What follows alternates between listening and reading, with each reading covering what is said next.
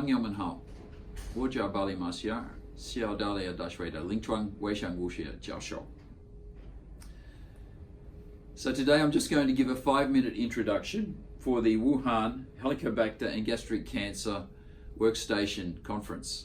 I'm sorry I can't be here, but I'll be thinking about all the advances that I'm missing, and perhaps we give you a few pointers on gastric cancer so you can perhaps select out the important parts.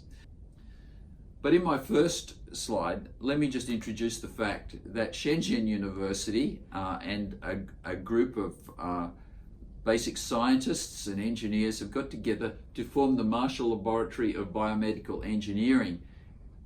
And we hope to develop some new technologies which are going to make it very easy in the future for people to diagnose Helicobacter and other diseases, firstly of the stomach, but really of the whole gastrointestinal tract. So I look forward to seeing you as I make many future visits to Shenzhen and probably all over China. Bone marrow derived stem cells might be the cause of gastric cancer, and this was shown about 10 years ago by Houghton et al., published in Science. And so here's what we think happens. Firstly, you've got a normal gland infected with H. pylori. You see there's a little H. pylori I've drawn in here. And if we magnify that up, we're going to see some H. pylori damage. So now the cells are starting to be abnormal from the H. pylori, and over many years this attracts the stem cells. So the stem cells are going to come up here to try to heal this H. pylori damage. This repairs the damage, but of course different cell types occur, and this is going to be intestinal metaplasia, for example. So instead of the normal gastric epithelium, we're going to get intestinal cells and goblet cells, and this is the gland now has intestinal metaplasia. It looks quite different. So as far as the body is concerned, we've solved the H. pylori problem. The H. pylori cannot stick there anymore, but because the acidity is low, this is very susceptible to any kind of carcinogens we might eat. So ultimately, these abnormal glands do create a cancer risk. And we know that we have this good correlation between the degree of metaplasia and atrophy and the risk of stomach cancer.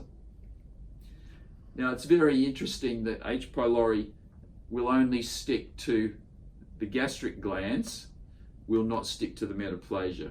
So unfortunately, when you have high cancer risk and metaplasia, it's often quite difficult to diagnose H. pylori with the biopsy. H. pylori might become quite patchy. So you can take a couple of extra biopsies, that's worth it. But I recommend that you also do maybe serology to see that the patient still has antibodies.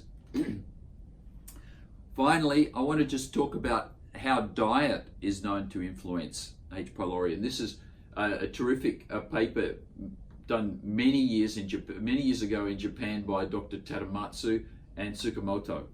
And they gave H. pylori and different kinds of diet to these gerbils. And you know that Mongolian gerbil is the best animal model for gastric cancer. So one by one, I want to take you through this slide. Here you see on this side the incidence of carcinoma up to 40-50%, and the titer of the antibodies in these gerbils. And so these bars show you how much antibody was being produced in arbitrary units. And then these are the different diets we were giving these gerbils, and we'll see what's going to happen. So firstly, the gerbils just got a salty diet, and what's going to happen? Nothing. So salt by itself makes no difference. We don't see any cancer, we don't see any antibodies. If we give H. pylori by itself to these gerbils, also nothing much happens. Although we do have more inflammation, probably we get some antibodies, but again, no cancer, just with the H. pylori. If we do H. pylori and salt, that influences the inflammation to make it greater. So we now see greater antibodies, but still no cancer. What about if we add a carcinogen, MNU, and you'll see MNU by itself, usually nothing happening. If we add MNU and sodium chloride, again, nothing much happening. So we need all these things together. If we add MNU with a H. pylori, aha, here's something. We're going to see antibodies. So the antibodies seem to be a marker for cancer risk. And we're starting to see a small amount of stomach cancer in these animals. And finally, if we give a carcinogen plus H. pylori plus salt to the gerbils, we get a very high antibody titer, and we're starting to see lots of cancer. So that's all I really wanted to say today. I think that's my last slide.